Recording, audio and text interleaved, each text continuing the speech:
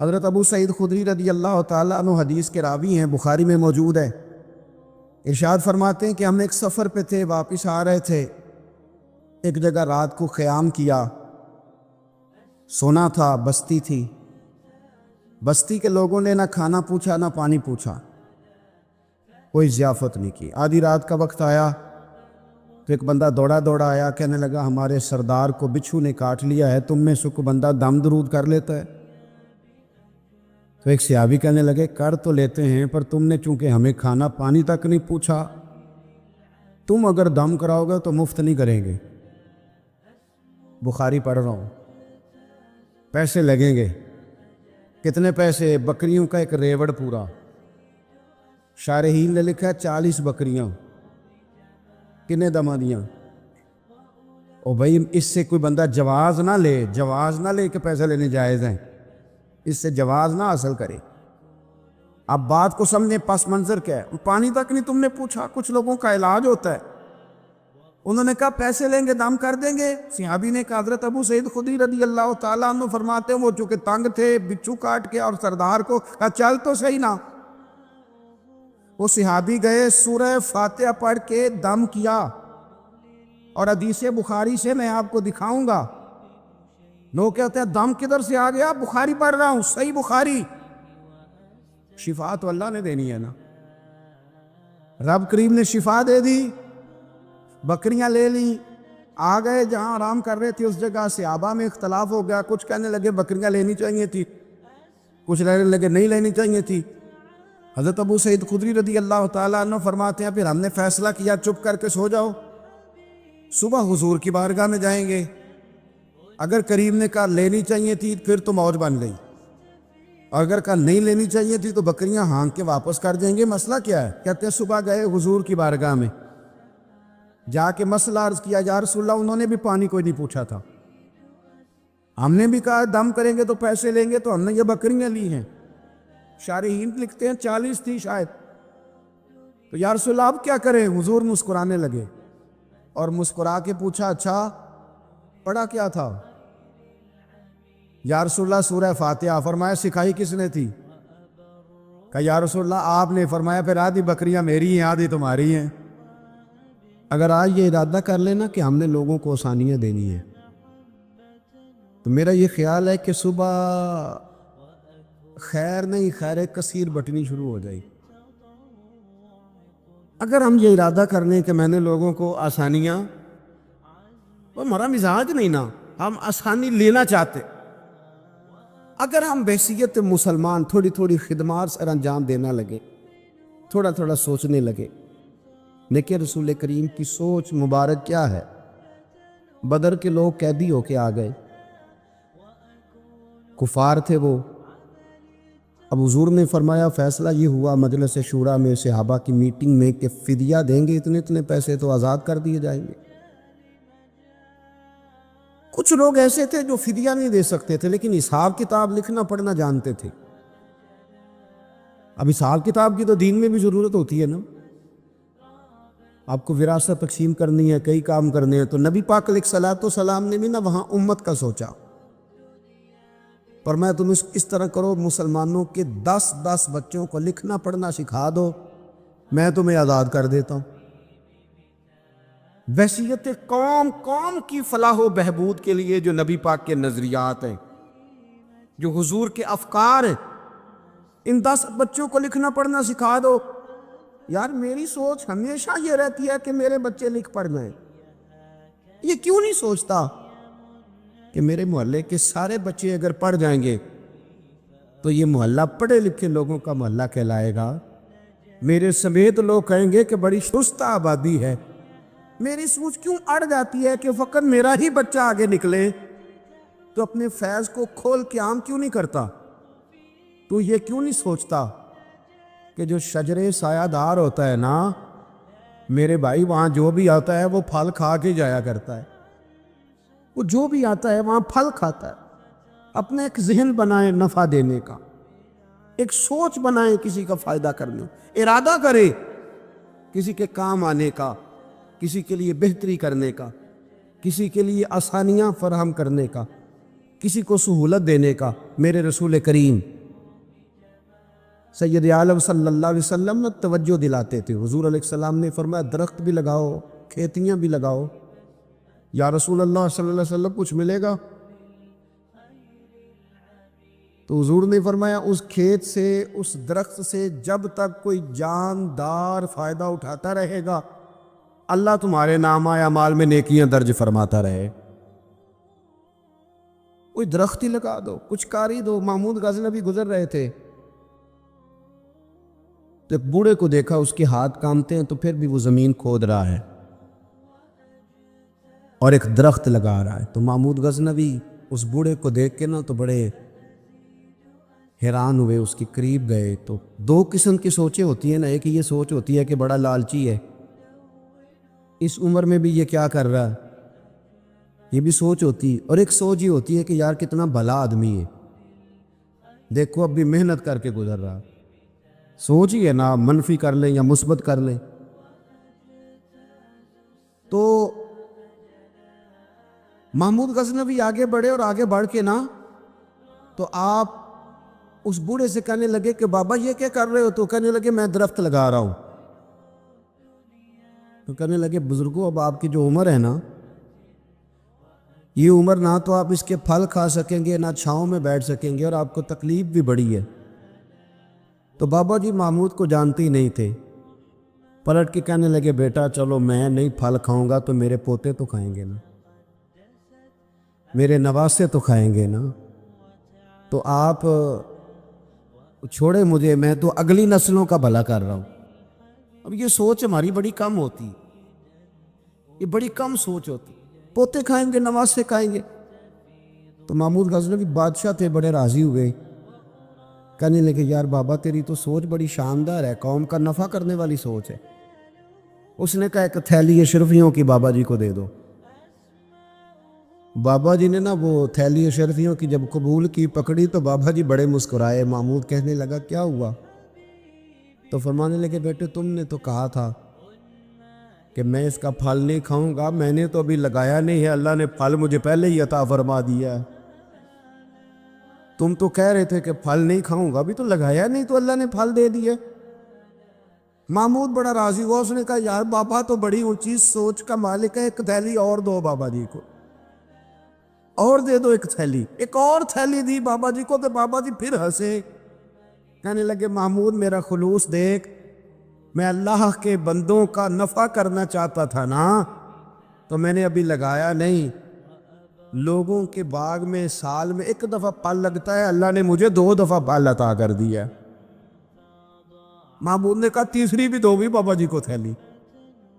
آپ سوچ تو بنائیں نا صاحب. ہم یہ سمجھتے ہیں کہ شاید یہ محدود ہو جائے گا, میں کسی کے بچے کو پڑھا دوں گا تو شاید وہ میرے بچے کا نصیب لے اڑے گا, میں کسی کو کچھ دے دوں گا تو شاید وہ ادھر سے آ کے نا تو ہمارا کام خراب کر جائے. او بھائی ایسا نہیں ہوتا, اس کو سمجھ. میرا رب تو بڑا کریم ہے, تو بانٹتا جاتا ہے تو اللہ تجھے نوازتا جاتا ہے, تو دیتا جاتا ہے تو اللہ تجھے عطا کرتا جاتا ہے. آپ یہ ذہن بنائیں, کسی کا فائدہ کرنے کا, کسی کا نفع کرنے کا, کسی کو کچھ دے ڈالنے, کسی کے اوپر رحمت کی برکھا برسانے کا آپ ارادہ کریں, اللہ تبارک و تعالیٰ آپ کو نواز دے گا. ہم جہاں بیٹھے ہوتے ہیں نا لوگوں کو ہماری ضرورت ہوتی ہے. حضرت عبداللہ ابن عمر رضی اللہ تعالیٰ عنہ نے 100 دینار الگ کر کے رکھا ہوا تھا, پورا 100 دینار, بہت بڑے پیسے ہوتے تھے اس زمانے میں. تو آپ کے بچے کہتے کہ ابا جی یہ پیسے سائڈ پہ کیوں رکھے ہوئے ہیں؟ تو فرماتے پتر یہ میں نے لوگوں کو ادھار دینے کے لیے رکھے ہوئے. خاصی مشکل بات نہیں کر دی میں نے, ہماری تو دکانوں پہ لکھا ہوا ہے ادھار بند ہے, موٹا کر کے لکھا ہوا ہے ادھار بند ہے, یعنی نقد والے آ جاؤ, ادھار والے بالکل نہ آنا. تو ادھار کون لیتا ہے؟ امیر آدمی. او بھائی سنیں, ادھار کون لیتا ہے؟ غریب آدمی. اور ہمارا کیا حال ہے کہ ہم کہتے ہیں بھئی وہ یہ نہیں کہہ رہا کہ مجھے بھیک دے دو, وہ کہہ رہا یار ذرا مہربانی کرو, میں نا یہ میرے ایک دوست کہنے لگے کہ وہ کیا بنا ہے، سنا تھا ایک شخص کو پھانسی ہونے لگی، عدالت کا فیصلہ آیا۔ میں نے کہا یہ وہ لوگ تبصرہ کرتے ہیں جو پیٹ بھر کے روٹی کھاتے ہیں، یہ ان لوگوں کا تبصرہ ہے۔ وہ پیٹ بھر کے روٹی کھاتے ہیں، رات تبصرہ کریں گے، فیس بک پہ اپنی رائے دیں گے، لیکن جو آدمی آدھا کلو گھی صبح فیکٹری جانے سے پہلے گھر دے گیا تھا نا، وہ جب رات کو آتا ہے تو اس کی بیوی ڈرتے ہوئے اسے یہ نہیں کہتی کہ وہ عدالت کے فیصلے کا کیا بنا ہے، اس کی بیوی تو اس کو کہتی ہے کہ وہ جو آپ گھی لائے تھے وہ ختم ہو گئے۔ اور سویرے بچوں نے جب سکول جانا ہے تو پراٹھے بنانے کے لیے میرے پاس گھی کوئی نہیں، یقیناً آپ کو تکلیف ہوگی، تو اب کرنا کیا ہے؟ تو میرے بھائی ان کو کہاں تبصرہ یاد رہتا ہے کہ آج نئی بات کیا ہوئی ہے، تو کوئی نئی خبر سناؤ تو اور پھر سناؤ تو کوئی نئی تازی، یہ باتیں تو ان کو یاد رہتی ہیں جو پیٹ بھر کے کھاتے ہیں، جن کو پھر کوئی فکر نہیں، ان لوگوں کے یہ کام ہے، وہ کریں گے سیاسی تبصرے۔ وہ کسی شخص نے کیا خوب کہا تھا کہ غربت نے میرے بچوں کو تہذیب سکھا دی، اب سہمے ہوئے رہتے ہیں شرارت نہیں کرتے۔ غربت نے میرے بچوں کو تہذیب سکھا دی، وہ اب سہمے ہوئے رہتے ہیں، وہ شرارت نہیں کرتے، وہ نہیں شرارت کرتے اس لیے کہ وہ کونے میں لگے بیٹھے ہیں کہ کسی غریب کا کھلونا نہ ہمارے ہاتھ سے ٹوٹ گیا، وہ سہمے ہوئے رہتے، وہ شرارت نہیں کرتے۔ تو میرے عزیز، حضرت عبداللہ ابن عمر 100 دینار ہے، ابا جی یہ کس لیے ہے؟ تو فرماتے یہ میں نے ادھار دینے کے لیے رکھا ہوا ہے۔ حضور کیا مطلب؟ فرمایا میرے نبی پاک علیہ السلام نے فرمایا ہے کہ کسی بندے کو تم نے اگر قرض لینا ہو نا، تو وہ غریب ہو تو اس پر تم آسانی کرنا، اور جتنے پیسے تم نے لینے ہوئے اگر وہ تنگ دست ہو تو آسانی کرنا۔ فرمایا جتنے پیسے تم نے لینے ہوئے، جتنے دن گزر گئے، اللہ روزانہ اتنے پیسے صدقہ کرنے کا تمہیں ثواب عطا فرمائے گا۔ تو میں نے یہ غریبوں کی مدد کے لیے رکھے ہوئے ہیں، کوئی غریب لے جاتا ہے اپنا کام چلا لیتا ہے، پھر وہ واپس کر دیتا ہے تو میں کسی نئے کو دے دیتا ہوں، تو اپنا کام چلا لیتا ہے یارو۔ ہاں کچھ لوگ ایسے ہوتے ہیں جن کے جنازوں پہ لوگ آ کے بتاتے ہیں، جنازوں پہ آ کے بتاتے ہیں کہ جب میری بیٹی کی شادی تھی تو یہ بابا رات کی تنہائی میں آیا تھا۔ جنازوں میں آ کے لوگ بتاتے ہیں کہ ہاں فلانی سردیوں میں جب میرے کپڑے میرے پاس موجود نہیں تھے تو یہ آیا تھا مجھے جوڑا دینے۔ اور پھر لوگ بہت بڑے پروفیسر، لیکچرار، عالم فاضل آ کے بتاتے میرے پاس کتابوں کے پیسے کوئی نہیں ہوتے تھے، پر یہ مرد قلندر تھا جو ہر امتحان سے پہلے آتا تھا اور آ کے مجھے کہتا تھا کہ یہ پیسے رکھ لو، کوئی نہیں میں لے لوں گا، واپس ہو جائے گا۔ یار آپ کسی کو آسانی دینے کا ارادہ تو کریں۔ مسلم شریف کی حدیث ہے، میرے رسول کریم سید عالم صلی اللہ تعالیٰ علیہ وسلم نے ارشاد فرمایا کہ تاجر قیامت میں اللہ کی بارگاہ میں کھڑا کیا جائے گا تو اللہ فرمائے گا جاؤ میں نے تمہیں جنت دے دی، جاؤ جنت میں۔ تو پتہ تو سارا ہے نا سردار نے کیتیاں میں، تو وہ اللہ کے حضور حاضر ہو کے عرض کرے گا مالک میں تو اپنی خطائیں جانتا ہوں کتنی زیادہ ہیں، اللہ میں تو مستحق نہیں تھا، تو میرے مالک یہ جو کرم ہوا ہے اس کا سبب پوچھ سکتا ہوں؟ سبب کیا ہے اس کرم کا، اس رحمت کا؟ تو رب کریم ارشاد فرمائیں گے کہ جب تم نے دکان پہ جو سیل مین رکھے ہوئے تھے، جب تم ان کو بھیجتے تھے لوگوں سے پیسے لانے کے لیے، کیا ریکوری کرنا کہتے کہ گرائی بھی عقید ہے، تو وہ جب تم بھیجتے تھے لوگوں کو تو کیا کہہ کے بھیجتے تھے؟ ذرا بتاؤ تو صحیح، تاجر ہے، سادہ آدمی ہے، تو وہ کہتا ہے اللہ میرے دل میں تیرے بندوں کا بڑا خیال تھا تو میں یہ کہہ کے بھیجا کرتا تھا کہ جس کے پاس ہوئے اسے لے لینا، اور جو تنگ دست ہوا نا اسے تنگ نہ کرنا، اگلی دفعہ لے لیں گے۔ تو رب کہیں فرمائے گا تو میرے بندوں پہ آسانیاں کرتا تھا تو میں تیرے اوپر آسانی نہ کروں؟ یہ مسلم شریف کی حدیث ہے، میں آسانی نہ کروں؟ وہ تیرا یہ لفظ کہ جو تنگ دست ہے اسے وسعت دے دو، کوئی نہیں کل پرسوں ترسوں آ جائے گے، فرمایا بس اسی کی برکت سے آج میں نے تجھے جنت دینے کا ارادہ کر لیا۔ میں کبھی کبھی محسوس کرتا ہوں ہمارے احساسات میں تیزی کے ساتھ تنگی آئی، سوچ کا دائرہ کار محدود ہوا، محدود. کہ ہم تھوڑے سے مذہبی لوگ ہیں نا، ہر آدمی کا اپنا شعبہ ہوتا ہے، آپ کا بھی شعبہ ہوگا. لوگ کہتے ہیں حضرت جی ٹائم دے دے، سیالکوٹ میں فلانی جگہ پہ محفل کرنی ہے، تو میں کہتا ہوں کہ یار وہاں محفل ہوتی ہے وہیں آ جانا. کہتے نہیں ہم نے اپنی کرنی ہے. تو میں کہتا ہوں وہ کس کی ہے؟ یعنی وہ جو آپ نے اپنی کرنی ہے، یعنی اس مسجد میں آپ آئے تھے تو اب آپ اس مسجد میں بھی آئیں. تو صاحب میں آپ کے محلے میں آتا، جی وہ مسجد جو تھی نا وہ جنوب والی تھی، اب شمال والی میں ٹائم دے. وہ ان کی مسجد میں آپ آئے تھے، فلانے علامہ صاحب کی، ہماری تو نہیں آئے. اور میں نے کہا یار بس کرو، مسجدیں بھی اب تقسیم ہونے لگ گئی ہیں، یہ بھی تقسیم ہوگی کہ وہ اس کی اور یہ اس کی ہے. یعنی آپ اندازہ کریں کہ ہماری یہ سوچ ہے کہ اس میں بھی کہیں کوئی ایسا عنصر نہ ہو کہ کوئی اجتماعیت کہیں نظر آ جائے.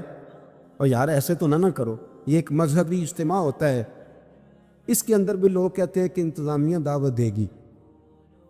یہ کس کے دین کا کام ہو رہا ہے؟ اللہ اور اس کے رسول کے. تو اس کی انتظامیہ کچھ 6 بندوں پہ مشتمل ہونی چاہیے کہ ساری امت انتظامیہ ہونی چاہیے؟ لیکن ہم نے نا یہاں بھی تقسیم کر لی، یہاں بھی گروہ بندی کر لی، یہاں بھی ہمارا مزاج اور طرح کا بن گیا. اگر آپ کا دل بڑا ہو جائے، تھوڑا اللہ کے بندوں کو آسانی دے. میں کہا کرتا ہوں جنت بہت بڑی ہے میرے بھائی، مہربانی کر ذرا دوسرے کو بھی جگہ دے، وہ بھی جنت میں داخل ہو جائے. وہ بڑی وسیع ہے، تو تھوڑی مہربانی کر، اتنا محدود نہ کر اس کو، تھوڑی سی نا آسانی کر. اللہ بڑا کریم ہے، جگہ دے انشاءاللہ تعالیٰ. جو کسی اور کا مرید ہے وہ بھی جنت میں جائے گا اللہ کی فضل، وہ بھی جائے گا، پر تھوڑی گنجائش دے، محل دے کے وہ بھی جائے گا. ہم نے تو بڑا محدود کر کے رکھا ہوا. میرا خیال ہے مشکل سے 25-30 لوگ ہیں اگر ہم جانے تو اپنے محلے میں سے، باقی تو سب کے لیے ہم نے بین کر دیا. خدا را یوں نہ کرے، اس سے دقت ہوگی. داتا گانجی بخش علی حجویری رحمت اللہ تعالیٰ علیہ کشف المعجوب میں فرماتے ہیں کہ ایک شخص نہ پہاڑ کی چوٹی پہ عبادت کرتا تھا، تو لوگ اس سے ملنے کے لیے جایا کرتے تھے. تو رستے میں نا ڈھلان بڑی سخت تھی، لوگ اس کے اوپر سے جب چڑھ کے جاتے نا تو اکثر لوگ گر جاتے.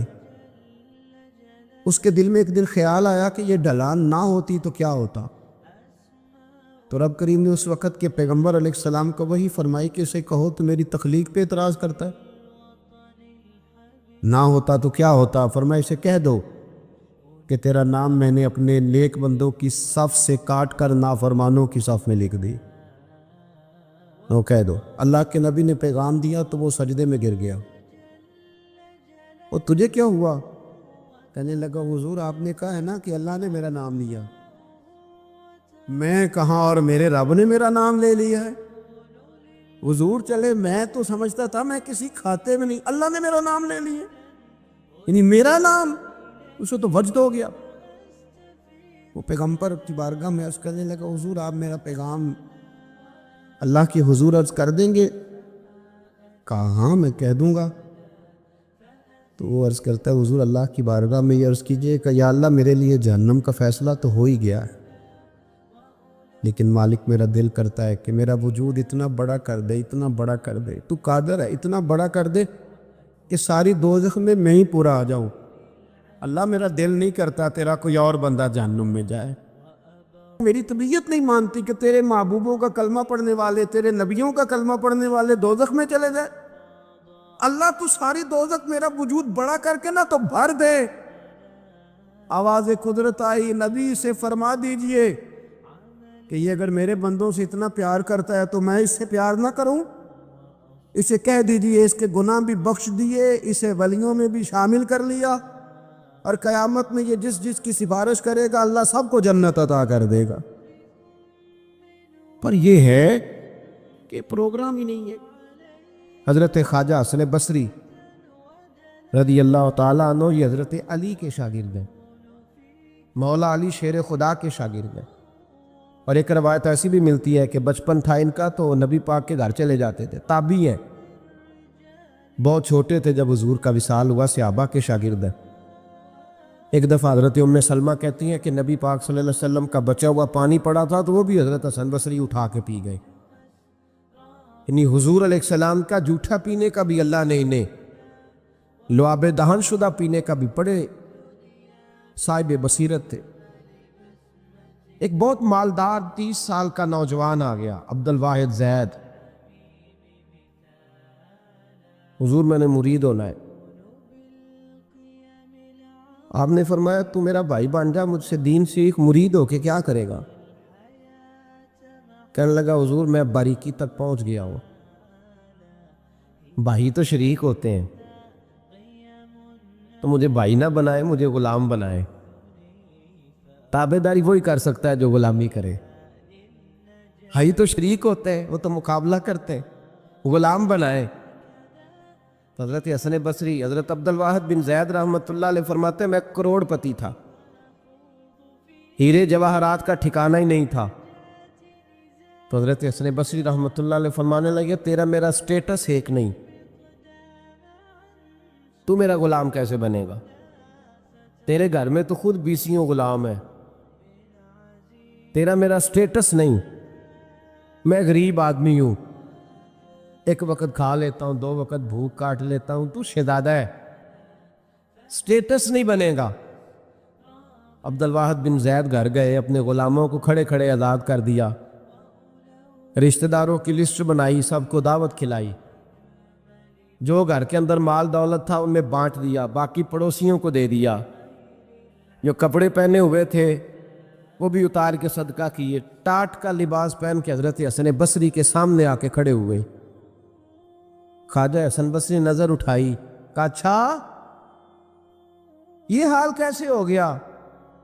کہا حضور ہر شے بیچ آیا ہوں۔ کہا کیوں؟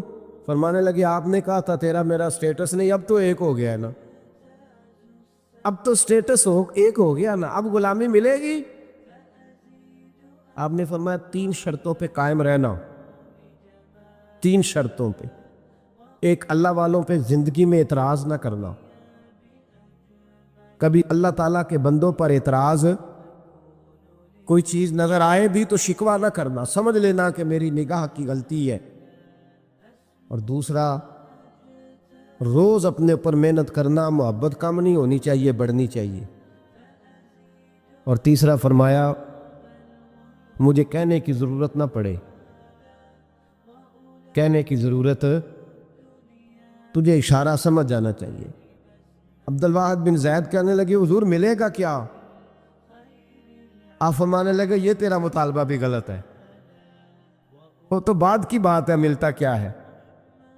غلامی میں آ گئے۔ فرماتے ہیں 30 سال نوکری کی حضرت کی، 30 سال۔ لوگ کہنے لگے بابا پھر ملا کیا؟ فرمانے لگے تم نے بھی مطالبہ غلط کیا ہے، یہی تو میں کر بیٹھا تھا۔ کہا ملا کیا؟ آپ فرمانے لگے میرا اس وقت حال یہ ہے کہ لوگ دعا کر کے رب سے لیتے ہیں، میں دعا نہیں کرتا، ابھی میں سوچتا بھی پورا نہیں، میرا رب وہ چیز پہلے مجھے عطا فرما دیتا۔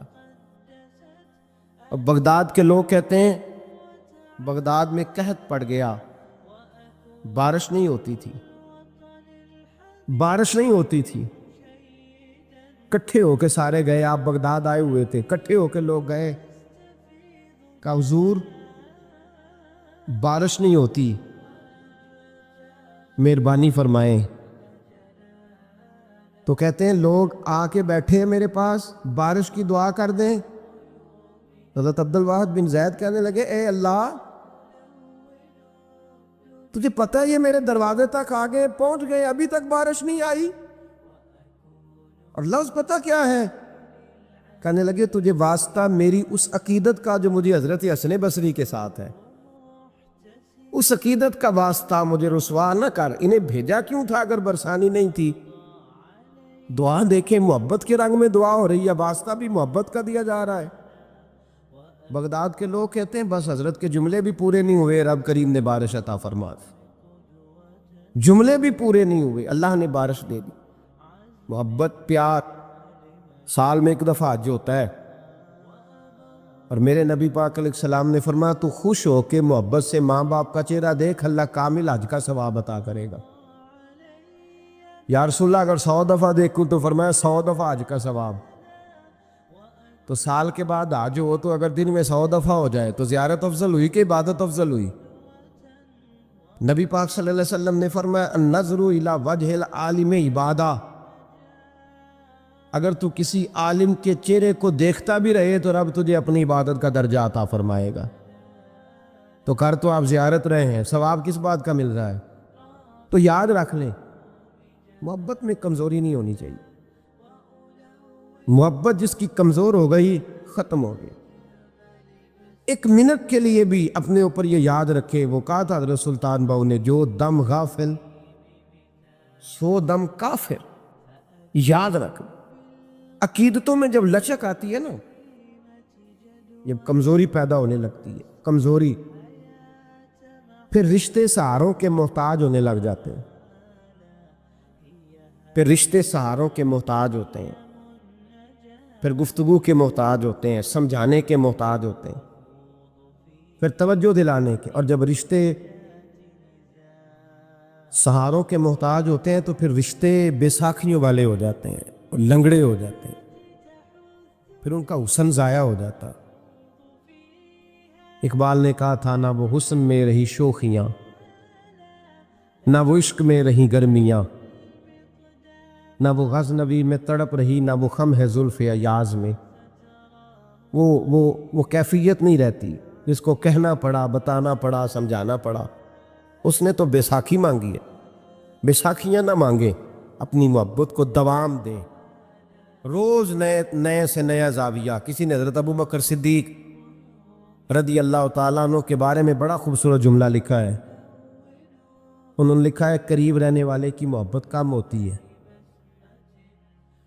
یار کتنا بندہ قریب رہ سکتا ہے، حد ہوتی ہے نا۔ کہنے لگے یہ عجیب شخص ہے، ہمیں عجیب نسخہ بتا گیا ہے۔ کہتے ہیں قریب رہنے سے محبت کم نہیں ہوتی، بلکہ محبت تو تب بڑھتی ہے کہ بندہ قبر میں بھی ساتھ اکٹھا ہو جائے۔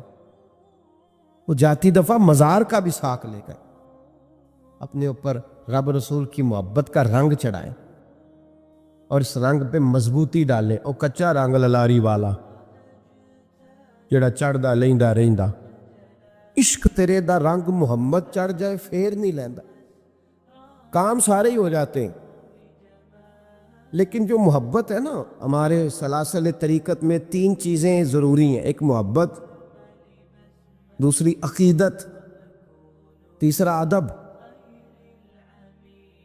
یہ 3 چیزیں جتنی پختہ ہوتی جاتی ہیں، فیض کے دروازے اتنے زیادہ کھلتے جاتے ہیں۔ فیض کس کو کہتے ہیں یہ بھی سن لیں۔ فیض کا مطلب یہ ہوتا ہے کہ میری طرف میرے پیر کی کتنی توجہ ہے، خدا کی کتنی توجہ ہے، اور محمد مصطفیٰ کی کتنی توجہ ہے صلی اللہ علیہ۔ میں کس قدر توجہ کرا پایا ہوں، ان کا کرم میری جانب کتنا ہے۔ محبت والے پہ توجہ کتنی ہے، محبت والے پہ۔ تمام صحابہ کو میرے نبی پاک صلی اللہ علیہ وسلم نے فرمایا میرا ابو بکر اس طرح ہے کہ میں ابو بکر میں سے ہوں، ابو بکر مجھ سے ہے۔ عمر کو دیکھ کے شیطان رستہ بدل جاتا ہے، عثمان سے فرشتے حیا کرتے ہیں، جس کا میں مولا اس کے علی بھی مولا۔ فضیلت بیان کی، ان تمام صحابہ نے عمل کیے ہیں، بدر میں گئے، احد میں گئے، خندق میں گئے، حنین میں گئے، ان کے اعمال ہیں۔ حضرت ویسے کرنی رضی اللہ تعالیٰ عنہ کا کوئی اس طرح کا عمل نہیں، نہ تبلیغ میں، نہ جہاد میں، نہ کسی اور جگہ۔ مجبوری بڑی تھی، یہ سارے عمل اس لیے۔ اب یہاں کوئی بندہ یہ ترجمہ نہ کر لے کہ جی عمل نہ کرو خالی محبت کرو۔ ان کی مجبوری تھی، ان کی والدہ علیل تھیں تو ان پر پابندی تھی، حضور کے حکم کی، وہ آئے نہیں، لیکن محبت جوش پہ تھی تو محبوب نے باقیوں کا اجر بیان فرمایا۔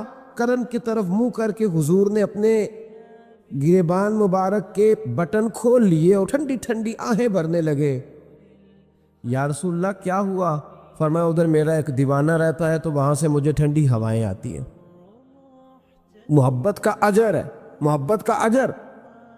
جو عمل کرنے والے تھے ان کو حضور نے ثواب بتلایا ہے، ثواب بتلایا، اور پھر اس محبت کرنے والے کا اجر بیان کیا۔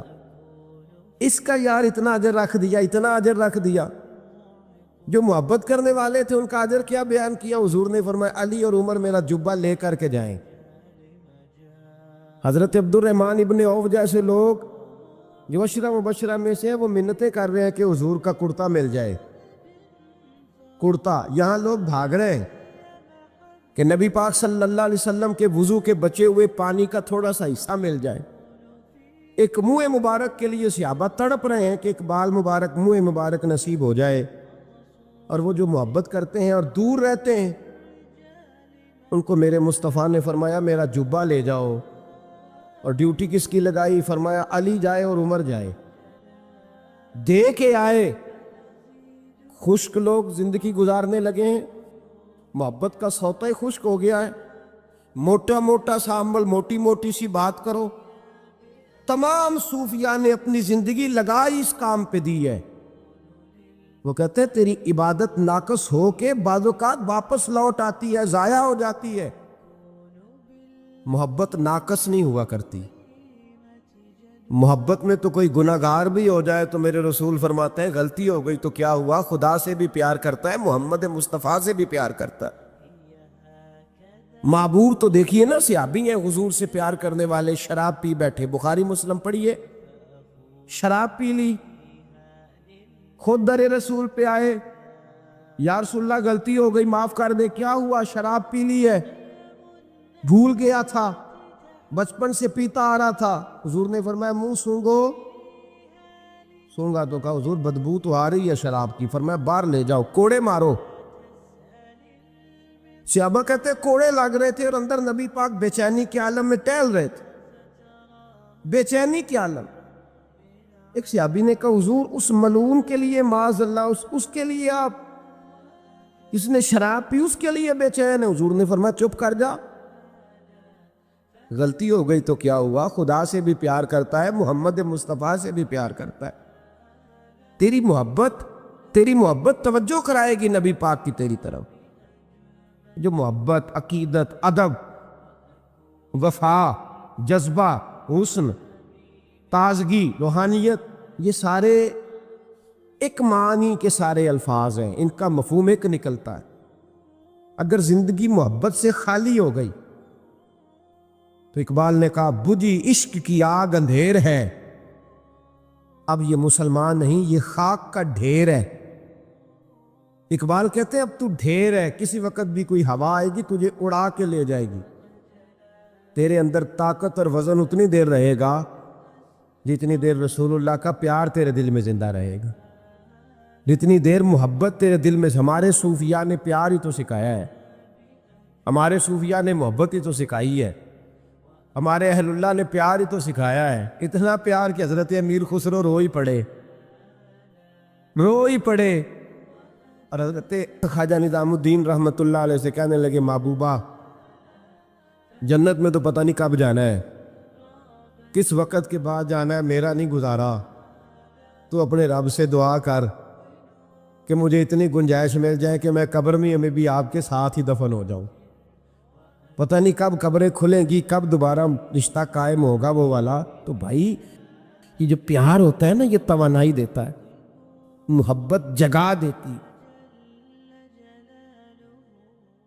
اگر آپ کو یہ ویڈیو پسند آیا اور آپ اسی طرح کے اور ویڈیو دیکھنا چاہتے ہیں تو ہمارے چینل کو فالو کرنا نہ بھولیں۔ کرپیا اس ویڈیو کو لائک کریں، اور یدی آپ کے کوئی پرشن ہیں تو انہیں کمنٹس میں چھوڑ دیں، ہم جواب دینے میں خوشی محسوس کریں گے۔